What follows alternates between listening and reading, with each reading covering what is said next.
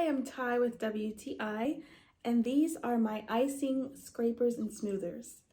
Now, obviously, cake decorators use these to decorate their cakes, but plaster artists and texture artists also use these to decorate their canvases.